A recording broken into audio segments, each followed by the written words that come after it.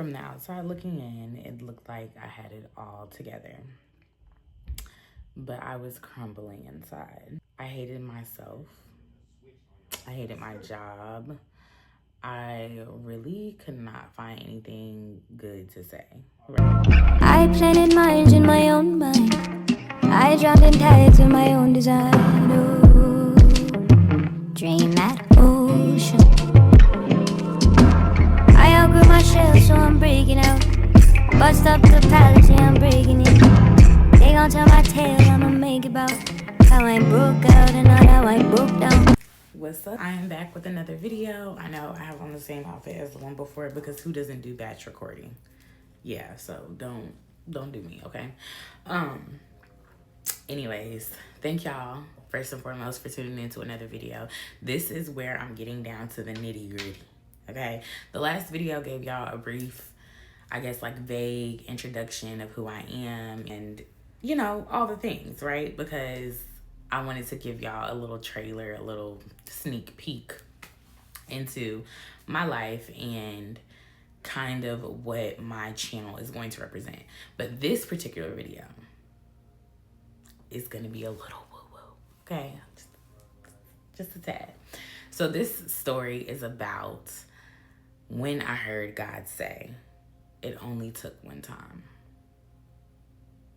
Yes, heard it. It's December 2025. And I don't know when y'all are going to get this or when I'm going to post this. But when I say that I heard God say it only took one time, to give y'all the entire story, I have to go back a bit. I have to go back quite a bit. So, from the outside looking in, it looked like I had it all together. But I was crumbling inside. I hated myself. I hated my job. I really could not find anything good to say, right? So I was in my old apartment with my boyfriend, as you guys know.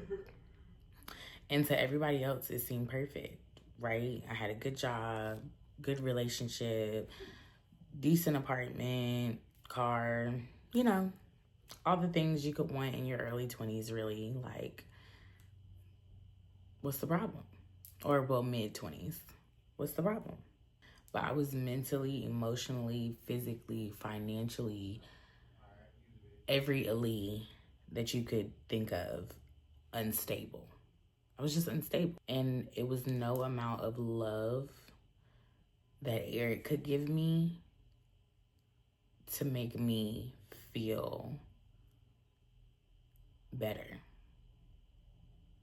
So at this time, every day at work, I was crying on my lunch break. If you know that version of me, I was corporate baddie in that time. And on my lunch break, I would go outside and cry in my car. I think I did this for like a month. Call my boyfriend, cry in my car, wipe my face, go back in, act like nothing else ever happened. And y'all, I kid you not, one day it was like I walked in and I started packing up my desk.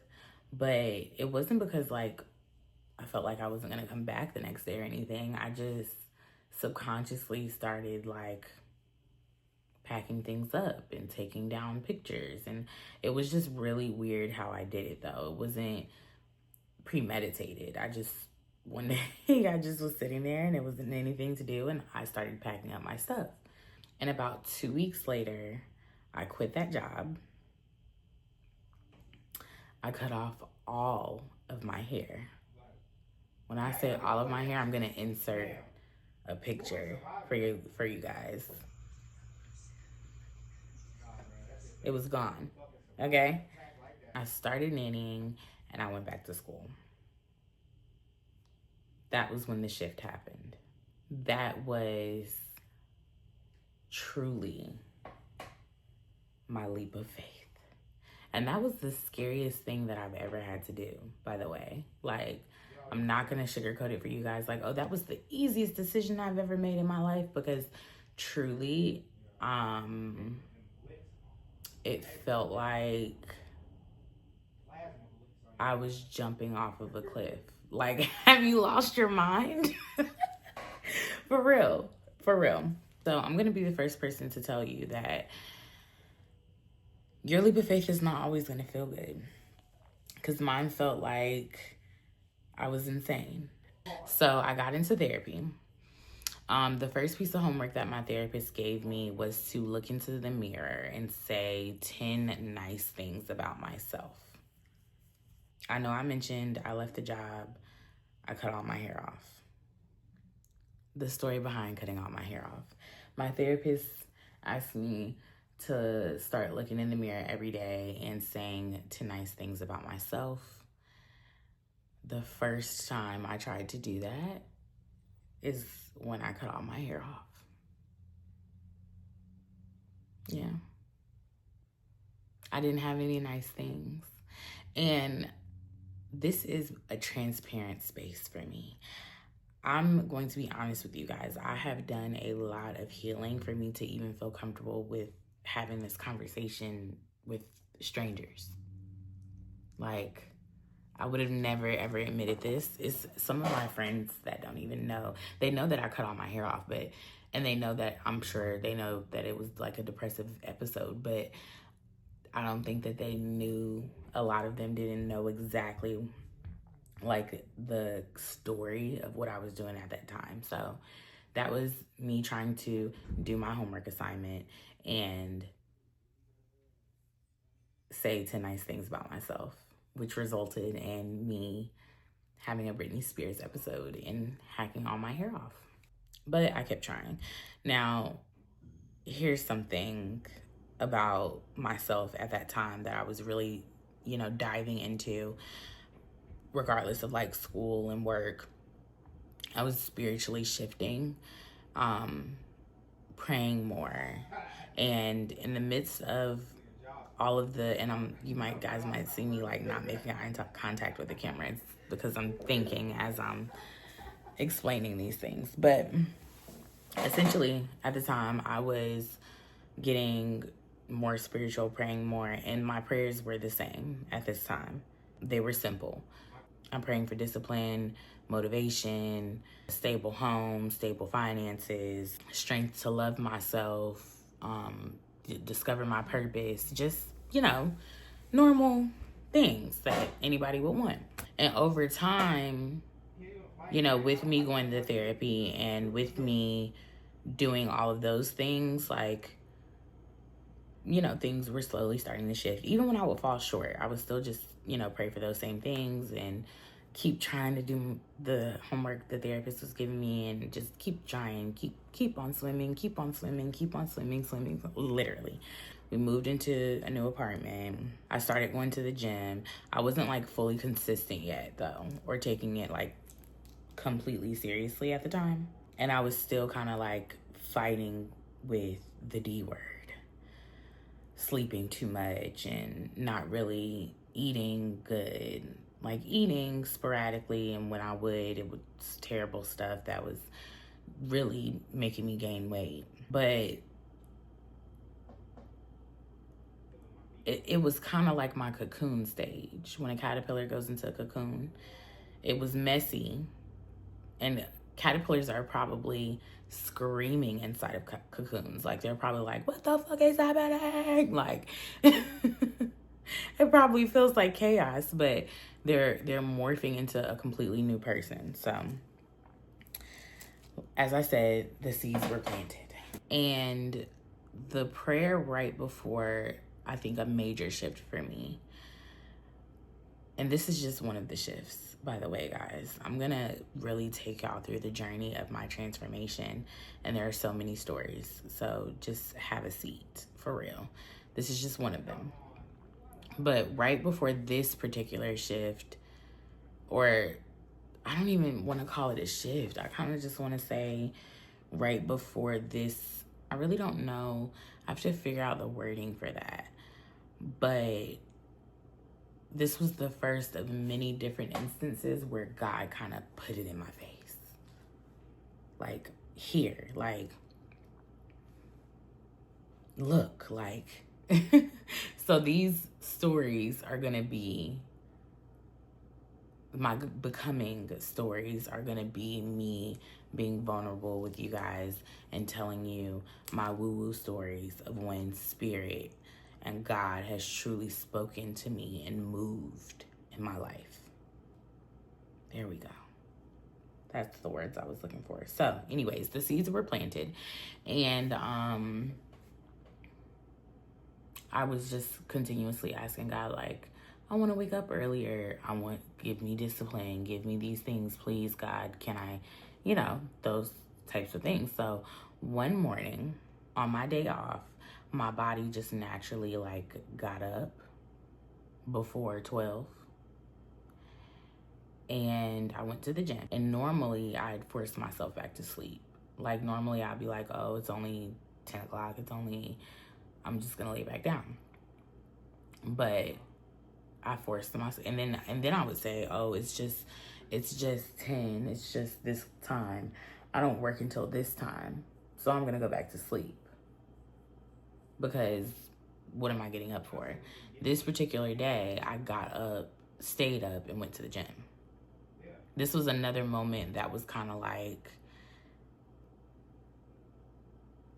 not premeditated, which is crazy because every time a major thing changed in my life, it wasn't premeditated. Like, I feel like God was doing it for me in a way, like when I started packing up my desk, it was random and not something I even thought about. That day that I got up and went to the gym and got up earlier, it's not like I turned on an alarm or anything. I just did it. And ever since that one day, I have not stopped going to the gym yet. I have not stopped getting up and going to the gym yet. After that, everything just slowly started to line up more. And as I said, I'm going to give you guys more videos of how things lined up, but not in this particular video. This is why you're going to keep coming back, right? Because you want to hear the next one. But I ended up graduating 4.0 GPA my entire educational career. Nannying is, was going well. Really, I had no complaints. We had our new apartment. Our dog is healthy. Everything was cool. And I was upstairs in our room praying. And, this has become a thing for me at this point. Like, I'm always praying. I'm always kind of setting aside time with God and my spirits. And I realized in that very moment that I didn't have to pray for the same things anymore. Because at the time I was praying for discipline and a new apartment and my purpose and motivation and to love myself. And I realized that I didn't have any of the same prayers anymore. And that immediately shifted from asking for something into immediate gratitude. Like, of course there are more things that I wanted, right? Of course there are more things that I want, right? But in that moment, I think a light bulb went off and I'm like, oh my God. Like, it was just instant gratitude. I always start off with gratitude, but that's all I had at the moment. I didn't have time to think about wanting something else or, whatever the case may be. I was just full of gratitude. I was so grateful that all of this happened for me. All of my prayers came true. And I didn't, it felt like to me, have to lift a finger in a way. Like, it wasn't hard. It just happened and I didn't even notice it. I woke up one day and then I woke up the next and I was doing all the things that I prayed for, is how it felt. And that's why I said it almost felt like God was walking that for me in a way. And it's like I was watching it. It's so hard to explain and it sounds crazy, but that's truly how I felt. And after that, quick praise session, I truly I was in tears and just thanking God, just thank you.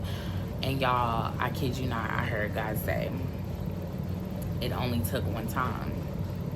And instantly I thought about that one day that I had got up early, that one day that I didn't force myself back to sleep, that one day that I got up early, didn't force myself back to sleep, and went to the gym, and how I had been going ever since.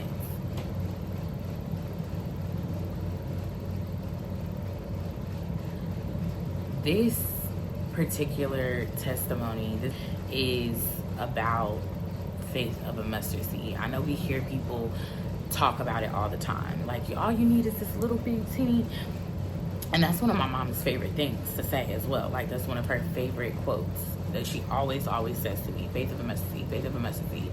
You know how small a mustard seed is. She's always said that to me, and in that moment I felt what it feels like to have faith of a mustard seed, the faith of a mustard seed. I truly had nothing to hold on to, it felt like, at the time when I was in my old apartment and in that terrible headspace. Like it felt like I had nothing to hold on to anymore. Like, not in a way like I didn't want to be here anymore, but in a way like that I don't know where to pull my joy from anymore. I don't know who I am anymore. I don't know what I want anymore. It was a state of confusion that I was uncomfortable with. But I still went to therapy and still found my way to those 10 things that I loved about myself, and still found my way to prayer, and still found in a way that was just trying to give me something to be hopeful for until I truly felt it. And that, I feel like, was my faith of a mustard seed. Like, and how God will pull you through that faith. Like if you have this much, like I truly only had that much in myself, not in God, but in myself. That's all I had to pull, is that mustard seed. And God truly started walking for me and doing it for me, to where I didn't even notice until one day I looked up and I'm like, oh my God, I should have asked for $1 million. Because if I did that first, I probably would have it by now. But no, all jokes aside, I truly looked up and had all the things that I asked for. So that one moment I chose to get up instead of laying back down, God met me there and carried me the rest of the way, and has been carrying me ever since. So I say that to say, if you meet God with intention, if you give God that one genuine try, no pun intended, but truly like that faith of a mustard seed, He will carry you over any threshold. Any threshold. And that's the truth. So y'all, this is the first segment of Sundays with Genuine Healing. I've got so much to share, and I know it's gonna help shift the perspective in our community. I thank y'all so much for tuning in. Please tune in to the next one. I have so much more to give y'all, and happy Sunday.